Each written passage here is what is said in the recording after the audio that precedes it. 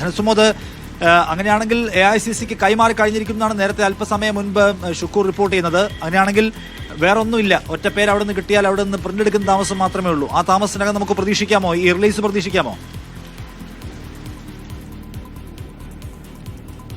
ഇപ്പോൾ കത്ത് തയ്യാറാക്കിയതിനു ശേഷം KPCCയിലേക്ക് തന്നെ അയച്ചിരിക്കുകയാണ്. KPCCയിൽ നിന്നാണ് ഔദ്യോഗികമായിട്ട് തന്നെ AICCക്ക് എത്തേണ്ടത്. AICC ഇത് ലഭിക്കുന്ന മുറയ്ക്ക് തന്നെ ഔദ്യോഗികമായിട്ട് തന്നെ സ്ഥാനാർത്ഥിയെ പ്രഖ്യാപിക്കും.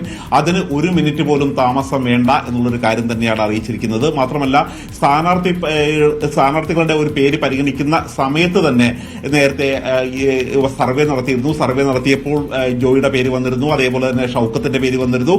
ഈ സമയത്ത് തന്നെ ഒരു ഹൈക്കമാൻഡ് അറിയിച്ചിരുന്നത് കാര്യം കേരളത്തിൽ തന്നെ ഇക്കാര്യങ്ങളൊന്ന് തീരുമാനിക്കട്ടെ എന്നുള്ളത് തന്നെയായിരുന്നു. കാരണം കേരളത്തിലെ നേതാക്കന്മാർക്ക് ഉണ്ടായിരുന്ന വലിയ ആശയക്കുഴപ്പം പ്രിയങ്ക ഗാന്ധിയുടെ മണ്ഡലം കൂടിയാണ്. അതുകൊണ്ട് ഈ നിലമ്പൂർ ഉൾപ്പെടുന്ന ലോക്സഭാ അംഗം കൂടി ആയതുകൊണ്ട് ഇത് പ്രിയങ്ക ഗാന്ധിയുടെ കൂടി ഒരു അഭിപ്രായം എടുക്കാൻ വേണ്ടി താമസിക്കണോ എന്നുള്ളൊരു കാര്യം തന്നെയായിരുന്നു. പക്ഷേ KC വേണുഗോപാൽ കൃത്യമായി പ്രിയങ്ക ഗാന്ധിയും രാഹുൽ ഗാന്ധിയുമായി സംസാരിച്ചതിന് ശേഷം മല്ലികാർജ്ജുന ഖാർഗെയുടെ ഒരു അനുമതി കൂടി എടുത്തതിന് ശേഷമാണ് ഈ കോൺഗ്രസ് നേതൃത്വത്തിന് KPCC നേതൃത്വത്തിന് ഒരു അന്തിമ തീരുമാനം എടുക്കേണ്ടത് നിങ്ങൾ തന്നെയാണ് എന്നുള്ളൊരു കാര്യം പറഞ്ഞു. പക്ഷെ അപ്പോൾ പോലും ഒരു 2 പേര് എന്നുള്ള പേരോ അല്ലെങ്കിൽ ഒരു പാനലോ വേണ്ട, ഒറ്റ പേര് തന്നെ ഹൈക്കമാൻഡിലേക്ക് അയക്കുക. ഹൈക്കമാൻഡ് ഇത് ഒരു മിനിറ്റിൽ തന്നെ തീരുമാനമെടുത്ത് അറിയിക്കും, തിരിച്ചറിയിക്കും, ഔദ്യോഗികമായി തന്നെ പ്രഖ്യാപിക്കും എന്നുള്ളൊരു കാര്യമാണ് അറിയിച്ചിരുന്നത്.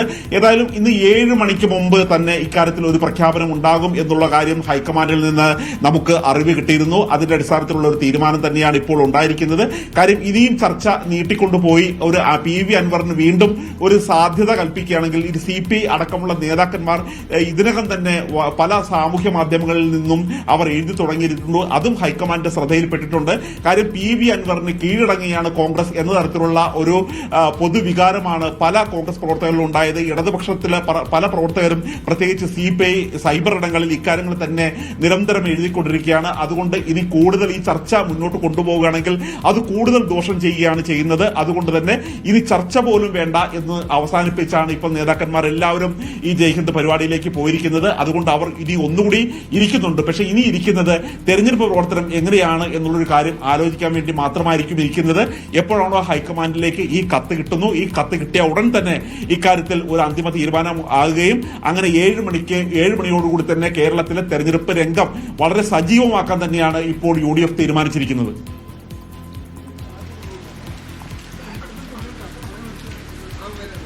തെരഞ്ഞെടുപ്പ് രംഗത്തേക്ക് വളരെ വേഗം കടക്കുക എന്നാണ് അടുത്ത പ്ലാൻ. അതിനുവേണ്ടി ഒരിക്കൽ കൂടി അവർ ഇരിക്കാൻ പോകുന്നതാണ് നമ്മൾ മനസ്സിലാക്കുന്ന കാര്യം. ഏതായാലും വളരെ പ്രധാനപ്പെട്ട ഒരു തീരുമാനത്തിലേക്ക് കോൺഗ്രസ് നേതൃത്വം എത്തിക്കഴിഞ്ഞിരിക്കുന്നു. അവരുടെ ഒരു ആശയക്കുഴപ്പം, സങ്കീർണാവസ്ഥ, അതുകൊണ്ട് അവർ നാളേക്ക് തീരുമാനം മാറ്റുമെന്നൊക്കെ വിചാരിക്കുന്നു. പക്ഷേ ആര്യാടൻ ഷൗക്കത്തിന് അപ്പുറത്തേക്ക് പോകേണ്ടതില്ല എന്ന് ഒറ്റയടിക്ക് തീരുമാനിച്ചിരിക്കുകയാണ്.